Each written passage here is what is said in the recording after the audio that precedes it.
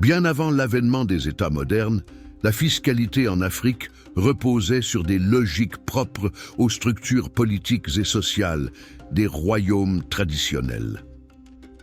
Loin d'être comparable au système fiscal contemporain, souvent perçu comme une obligation impersonnelle imposée par un État centralisé, la fiscalité précoloniale africaine s'inscrivait dans un modèle d'organisation où le pouvoir politique, l'économie et la société formaient un ensemble organique. Contrairement à l'idée selon laquelle ces sociétés n'auraient connu que des droits féodaux liés à la terre, elles avaient développé des dispositifs fiscaux adaptés aux besoins et à l'évolution de leur communauté. La fiscalité des royaumes africains n'était pas figée. Elle évoluait en fonction des transformations sociales, des besoins militaires, des échanges commerciaux ou encore des impératifs de solidarité. Le roi, loin d'être un simple collecteur de ressources, jouait un rôle d'arbitre et de gestionnaire du bien commun. Ainsi, la politique fiscale n'était pas seulement un instrument d'enrichissement personnel, mais un moyen d'assurer la stabilité du royaume, de financer ses activités et de soutenir son développement. Cette dynamique témoigne d'une certaine forme de rationalité économique et politique, souvent sous-estimée dans les analyses modernes.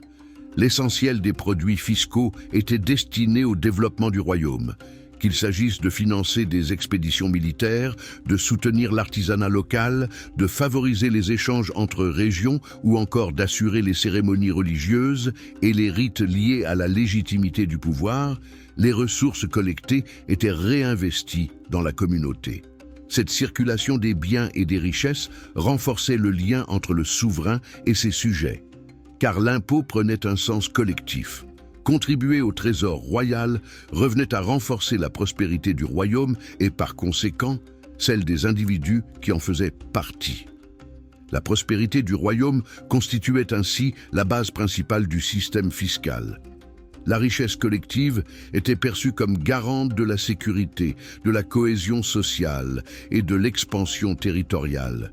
La fiscalité apparaissait donc moins comme une contrainte que comme un élément structurant du contrat social traditionnel, fondé non sur la coercition, mais sur l'interdépendance.